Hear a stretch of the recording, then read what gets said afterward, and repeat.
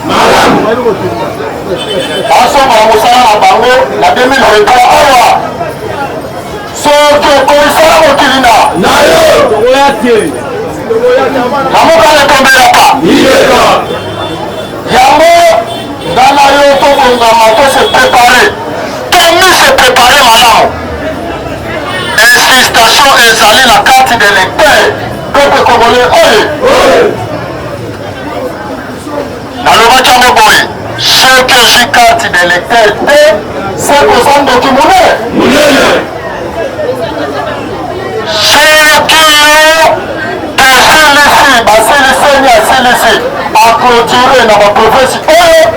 Yo tika logique de l'électeur qui est connu c'est que yo moto so calé matapa oso calé pe ba député na ye oso calé biso to son majorité te ça bon voter soki dama yo to ça souci ya le président élu il faut biso nyonso tozala kadele exécutif aza awa soki anonyme esili tokobenga ye lisusu ya tokosala émission tokosala eza journée spéciale ka mpo na kati de l'air biso nyonso awa po tozala baka de lecteur eza bongo te tokobengisa ye aya awa tokotokola bakati likolo tokoyebisa ye biso nyonso tozo bakati de l'air yango mois de jour etikali oseli ozwi te ozali toyebi ke bacondition eza difficile mais toende katiaki résistant na bureau de vote ozwa carte eza bongo te lamuka se tondela pa na minute oyo lala totondi epekongole oye bakomani mpe bazobomana bakoti ba réunion stratégique ebelisi bango maladi bango bakanisaki ndenge mbata alobaki ke lokola tio moto abengisi papa ye awa sekte bakina église catholique bango nyonso bavote Chilombo bamoni le président elia ye na ndolo président bimaboy akela peuple nyonso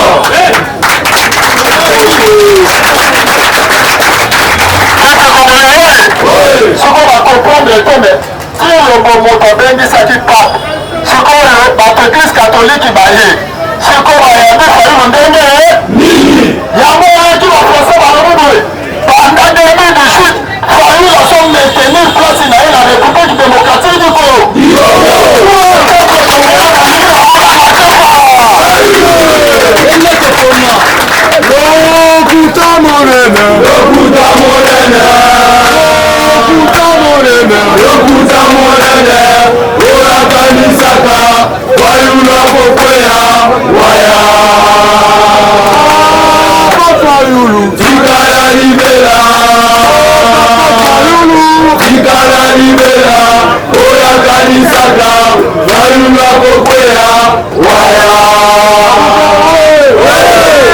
mokosasa awa na barespect nyonso topesi balobi eza bongo te ese tosepeli koyoka ye nayoki ote tosepeli koyoka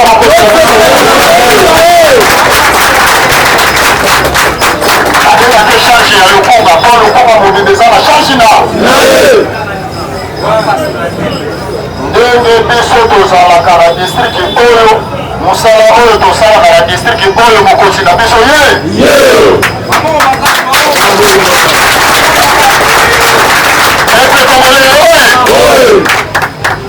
amona ye maître Gilles Manga secrétaire exécutif ya district ya Lukumba Mobimba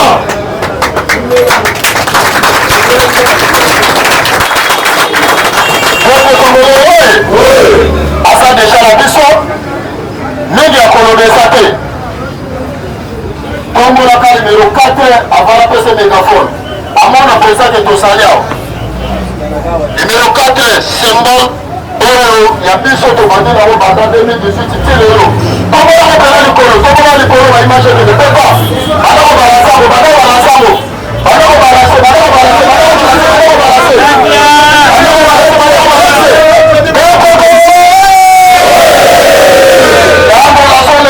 secrétaire exécutif en province à Lukumba na base na biso ikako kasate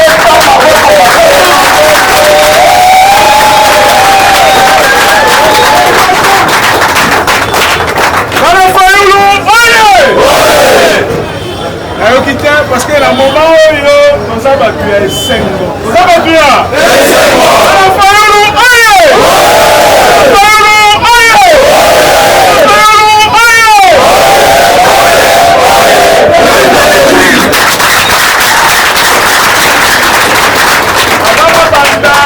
tokoyemba nzembo moko mopuse kaka kende kende kende malamu faci ye kende malamu faci ye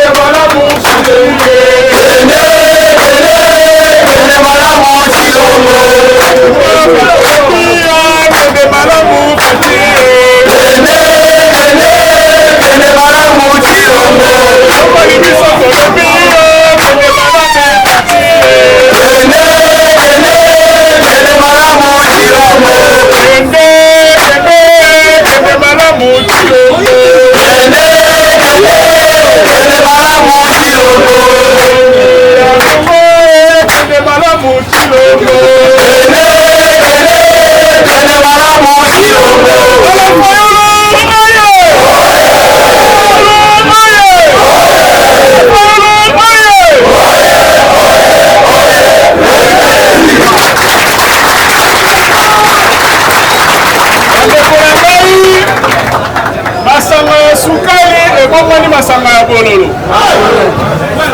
oyo na français balobaka vin ekomi vinaigre eza boye te na minute oyo elonga liboso nakosenga bino merci barésistant pamba te bosali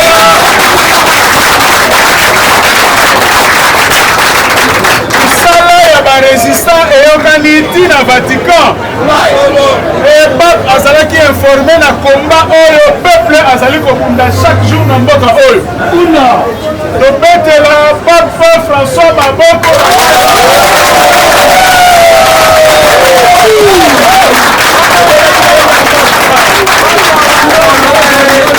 ya mibale tobetela tata cardinal ambongo maboko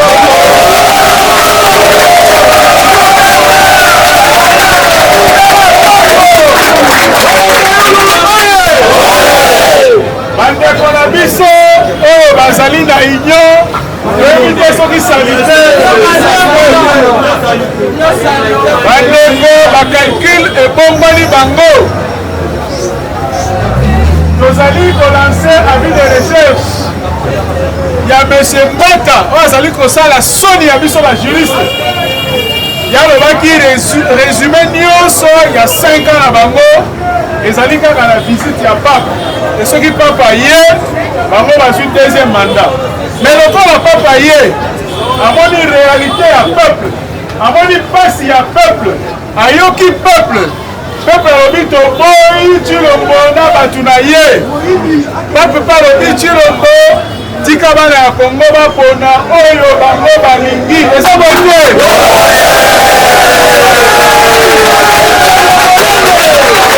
président ya Kongo eza nani président ya Kongo eza nani président ya Kongo eza nani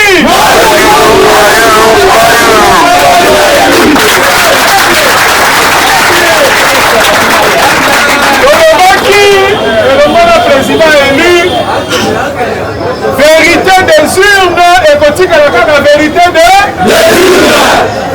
des urnes ekotikala kaka vérité de tata cardinal alobi na Tshilombo oyibaki bokonzi ya Fayulu na 2018 tozali kobanga osala yango lisusu na 2023 alors biso tolobi boye lisu likolo ya ata batie mama Marte na seni biso kombo na biso kokende na baélection kombo na biso kokende na mais lisu likolo ya bandeko tozala vigilant oyo nyonso na nazwi carte na ye te asengeli kozwa carte pamba te bamata bakita tokotikela bango ata un jour de plus te élection esengeli kosalama na délai constitutionnel mibeko ya mboka ezali clair bazali kotelemela to kodiembela na article 70 alinéa 2 ya constitution oyo elobi que le président en exercice reste en fonction mais c'est à tort interprétation na bango balobi il faut président ya sika oyo peuple asa aponi azala nde oyo azali na mandat akotikala le temps oyo azwi bokonzi aprêter serment edele wana eza kaka 10 jours alors lokola bango bazali kokende na hypothèse ya glissement biso tolobi élection ou rien il faut élection esalama peuple azali na pasi détournement ezali kosalama na mboka chaque jour bamillion ezali kobunga est-ce que bazali kokanga bato na prison est-ce que bato bazali kodétourne baza na prison soki totali baprojet nyonso oyo batie en marche babandaki na 100 jours est-ce que mbongo 100 jours ezonga na kese ya l'état est-ce que Kamere aza na prison est-ce que Jamal aza na prison donc ezalaki complicité na bango balia mbongo ya mboka tokei na projet na bango oyo balobaki ya ram bale mbongo ya peuple congolais est-ce que bazongisa mbongo wana est-ce que toyebi nzela mbongo wana ekenda ya gratuité ya enseignement. Bakangi Willy Bakonga balobi yende yibi mbongo ya gratuité ya enseignement. Est-ce que ça va la prison? On a commis beaucoup de Chilombo. Donc les alliés copent na bango, les alliés kolia mbongo ya mboka. Est-ce que tokoki kolinga va continuer? Est-ce que tokoki kolinga va continuer? Peuple congolais est vigilant. Le président élu Martin Fayoulou, aigle. Alobaki Boyena Kisangani. Soki par malheur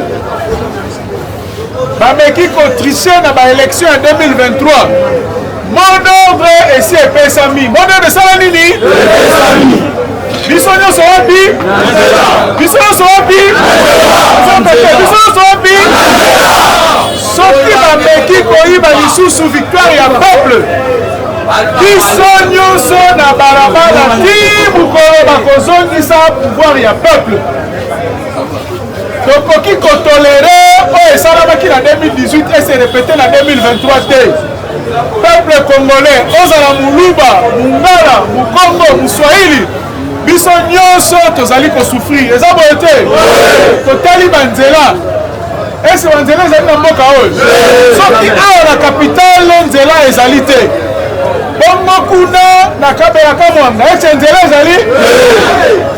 Tomoni Chilombo ake koinogire université na hôpital akuti fondation ya Pamba. Est-ce que toki bakangi batu wana? Est-ce que toki bakangi batu wana? Wale komi kindoki na moi. Na yango peuple congolais zala derrière le président élu Martin Fayoulou. Tozala soudé, tozala uni biso nyonso pour que topesa ye victoire ya solo. Et qu'on vote ma député na niveau national et provincial pour que à gouverner avec majorité bana ya Fayoulou, bana ya Lamuka, bana ya SID. Na kosenga bino oyo nyonso ayebi kazali résistant. Milengela bamba te provocation na mikolo oyo ekoya makasi. Eza boye te? Ese bozoye bango? Ezali lokola mbwa azurage. Mbwa azurage azali koluka esika nini oyo ye akokufela. Bandeko tozala vigilant. Provocation ekoya na bisika na biso. Mais tozali na pouvoir ekomeli biso déjà na porte. Pamba te en face bilan ezali. Bilan ezali. Biso tozali na bilan. Atako tozali na opposition, tozali na bilan. Parce que président élu elongo na ba collaborateur na ye. Asalaki projet ya modification ya loi portant organisation et fonctionnement ya CENI. Mais bango batu oyo bazali kokamba mboka na défi na moyibi. Maboyi projet wana. Président élu asalaki proposition ya calendrier électoral. Bande comment bazali kokamba mboka. Maboyi yango. Président élu asalaki proposition ya loi électorale. Pona kolongola oyo nyonso ezali ba article ya mabe na kati ya loi électorale. Mais bango baboyi basali oyo balingaki kosala elongo na mboso. Mais biso tolobi boye bilan na biso to bilan ya président élu ezali largement positif. Oui. Alors tobetele maboko esika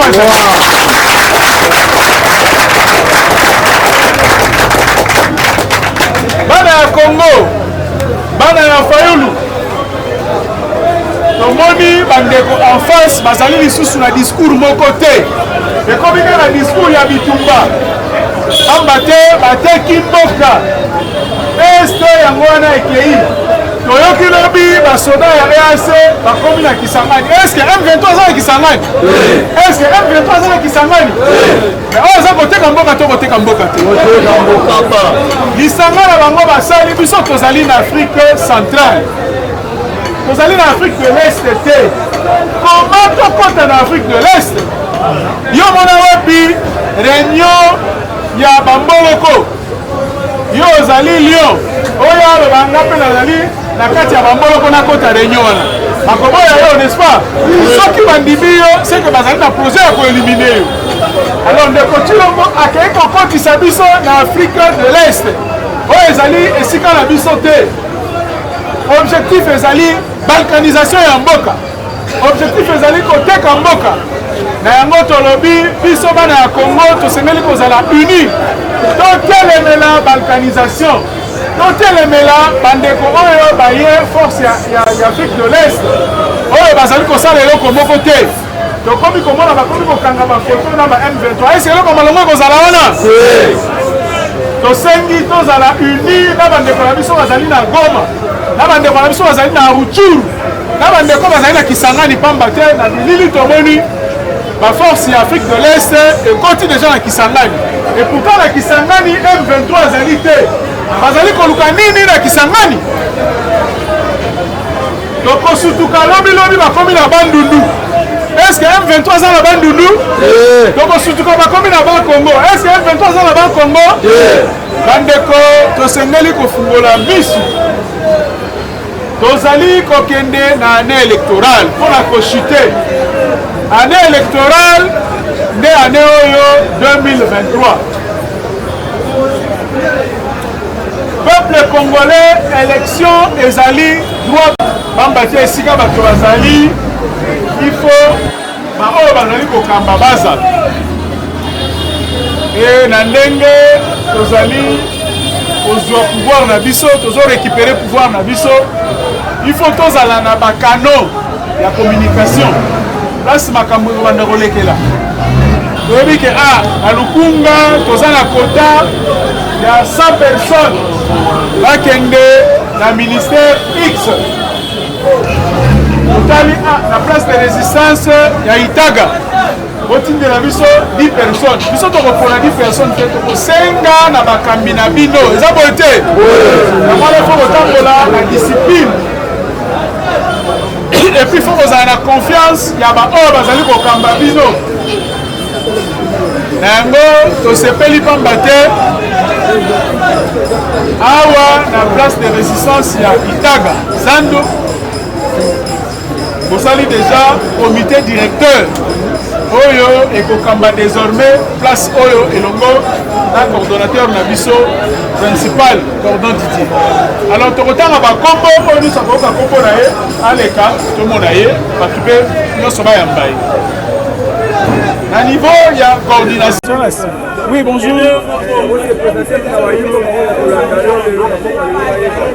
Oui, solo ndekolanga journaliste ngai kombo na ngai ezali maître Julio Manda Monga nazali collaborateur ya président élu Martin Fayulu nazali secrétaire exécutif ya district ya Lukunga et nakozala candidat la députation nationale la circonscription à Lukunga. Merci beaucoup, Maître Jules. Tout le monde dit qu'il n'y a pas pratiqué le message de la mère politicien du peuple congolais. L'Union soyez dit qu'il attaque à Maboko, la République démocratique du Congo, alors on a posé tous les 4 ans de la République démocratique du Congo qui n'est pas pour la vie, on a un message de la bonne. Est-ce qu'il y a un tambour ou pas qui n'est pas pour la bande de la vie?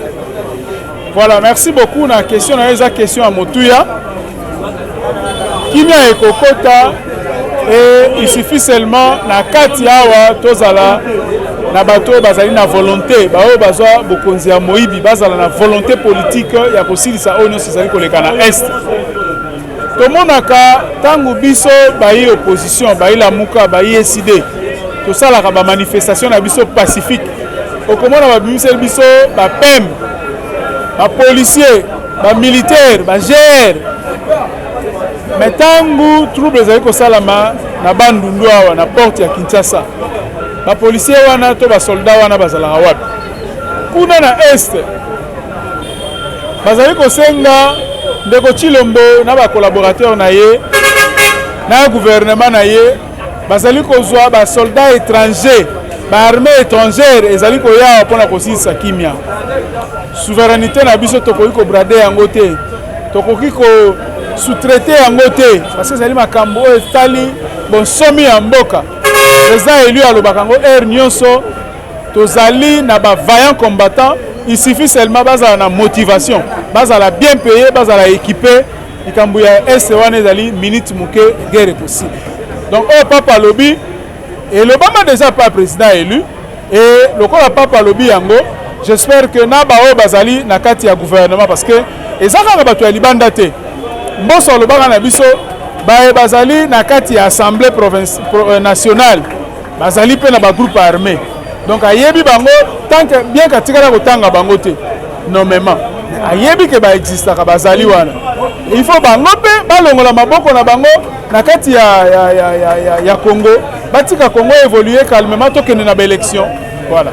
Un message par rapport, il y a un message au monde qui a cardinal en bon, c'est ça qui, on a levé l'équipe parce que moi il y a un grand boy, il y a pas IDPS, c'est ça qui va me passer, va comme il faut menacer cardinal en bon et puis va marcher, lui ne connaît pas le baïtek et mon corps il y a pas. Pour marcher, Azali droit na bango et le cardinal en bongo Azali n'importe qui te, azovanda na peuple, azovanda na ba congolais, ayebi souffrance nini Congo ezali na yango. Makambo ya lobby ezali 100% vrai. Mais tu as dit que les Français la vérité blesse. C'est normal et ça la bango passe. Et là on va démontrer que Makambo cardinal Ambongo a lobby ezali lokuta, va démontrer biso noir sur blanc. Ce qui va démontrer donc te conclure que la vérité blesse. Merci. Et bon message pour la yo au lobby mais le peuple national pour les députés de conférence pas à peuple civique à Studio de 2023 pour dire la peuple l'Assemblée nationale nous promettre le peuple congolais pour longtemps au peuple congolais et là on a kosenga azala na confiance biso tozali na kati ya parti ya valeur parti ya ba valeur et tozali na président élu mbula na mbula tozali na président élu oyo azali le politicien le plus constant depuis Congo ezala Congo politicien oyo atikali constant na position na ye ezali le président élu ndenge moko pe biso tozali na ye tozali kolanda kaka oyo ye azali koloba pe azali kosala donc peuple congolais asala biso confiance tozali na ebele ya kopromettre te akomona biso à l'œuvre mais to promettre eloko moko ke tokogere mboka oyo tokogere assemblée nationale tokogere gouvernement différemment na bandeko oyo bayibaka biso bokonzi. Merci. Mbote maman journaliste de Mbote Océa du Congo TV, Mbote na ba diaspora, Mbote na ba Congomani o bazali na ngele ya ekolo, bazala kati ya ekolo, baza partout na République démocratique du Congo. Eloko mwa muke na profiter na Mbote eloko so sala ngai mwa pasi nazalaki na basusi nango makasi ezalaki moko sola lobi nsoto eza malamu eza lokola na milokami to na fingi peuple parce que OMS asengaki na gouvernement bato bakufaki na bandundu oyo basilaki na mai ndombe na bazamba partout bibembe wane fandi basengaki na gouvernement tinda ba Croix Rouge bakunda bibembe wana mais gouvernement kara lokwa bayoka te epola bafa wana vapeur wana mipepe wana fandi na Kinshasa mobimba tout le peuple kinois majorité badiare batifoïde bato baso kufa na mipepe ezoya wana EDD na minitio na komo yoka santé komo zonga nga mwa malamu poko kende ya tilo memona na miso 2023 yango tokomi yango moni mwa santé komo zonga nga muke po tilombo azo kende. Merci vraiment.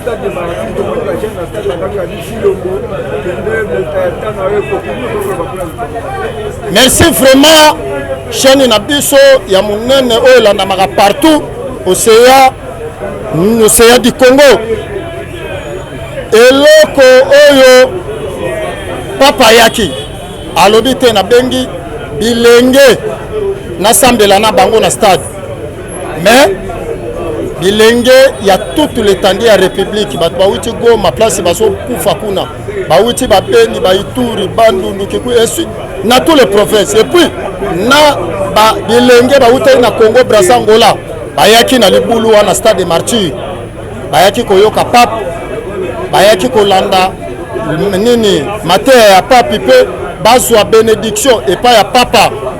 Mais lokola bamonaki pape oyo azali père spirituel ya mokili ya christianisme ya katoliki, bamoni pape oyo aza président ya Vatican, ntango bamoni ye balobi te biso bajeune misala eza te, biso bajeune tozokufa kopo oyo gouvernement yela biso bajeune esaka tokende mosala ya kisoda. Apart kopo oyo bayeli biso yango wana, kopi mosusu na mboko eza te. Avenir ezakala biso jeunesse ekufi yango lokola nganga nzambe mokonzi aza awa tofunda bato oyo bazoboma mboka, bato bayibi congolais, jeunesse wana mbongo aram, mbongo maigod, mbongo sanjour, mbongo tilejelu, mbongo zerotrou, bambo nyonso na libenga leta bayibi bapie yango bajeni bafundaki soi-disant gouvernement etilombo na bato na ye epai ya pape. Yango yoka bajeni bafundi mpe bajeni bayebisi Tshilombo balobi Tshilombo yebela manda na yo se nini esili mande sila. Bajeni balobi te toko continue ka boye te, Kabila zwi bango 18 ans eleki ka boye, Tshilombo 5 ans yango elekeli bajeni ka boye 23 ans oyo balekisa okalipa mate kofele na vie ya jeunesse. Yango balobi te Tshilombo yebela mandano esili totia mutu ya malamu, mutu aza conscient, mutu ya tangi, mutu aza la souci ya peuple oyo tout le peuple congolais ba derrière ye saka moko. Le président Eli Martin Fayulu Madidi ye wana oyo ba jeune balobaki 2023 to tchaye po makambo esila biso ba jeune to so valeur to sala to bala basi to so bandaku to so mituka to vivre pe le kola ba jeune mokili mobimba ba vivaka. Pourquoi ka biso na chite koloba mpona dossier wana tomoni ba jeune ba wuti délégation ya Angola ba na martyr soko tali délégation ba jeune o ba wuti Angola na ya biso awa ya et ça le quoi to comparer Botou na Moyi point d'interrogation. Pourquoi Tshilombo ne mutasali biso ba jeune to se retrouver nde to saboy pona nini te biso yango moni biso atake ba Kongomani tolobi trop c'est trop to lembi to se to funde pa papi biso pe ba Kongomani ba jeune to si to se décider 2023 awa eza sombele suka na bisanga bolobo suka na mungwele biso na Tshilombo to sila na 2023. Merci. Nga na ingolo bala mukuse te toyebi na régime oyo makamu nyonso ezaka ba slogan bayela biso le peuple d'abord ekoma mabumu d'abord ba voyage ba promesse tala bayeli biso kini bopeto milinga ondire sika bali kosala mapa na bafura bakoni sadi Tshilombo lokola koki te toyebisaki ye manda na yo esila na 2023 biso na yo abuo pia seke le 20 décembre toke na ba irne pona kopepa ndeko Tshilombo kende na yo kende malamu oyo sali ekoki bato musu baya bakamba mboka oyo ekende liboso parce que toali ko vivre malamu te mboka na biso ekoke malamu te tala pape aye babandi kobelela na baitando ike na ba radio ba télévision koloba ete ke lokola pape aye to manda na biso ezali positif tala neti moto lokola nani professeur nani Mbata oyo azali moto ya union salite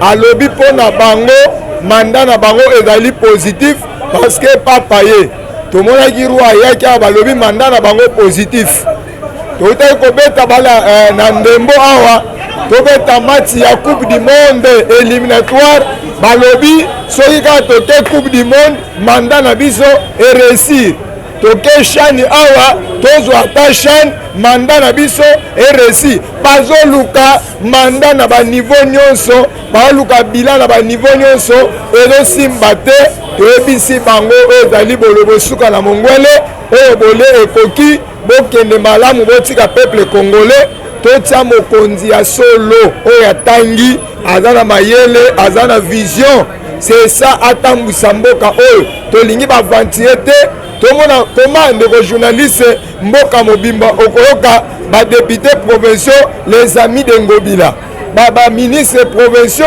les amis de Ngobila babukumese nyonso les amis de Ngobila me Ngobila wana abomi na yumbi aye awa ekokontinue mabe mboka salite koma bato nyonso bayekozala pour mutu wana yango 2023 oyo tozali bakoselaka mokolo likambo te le 20 décembre tokokoma biso na bango abuo pia merci.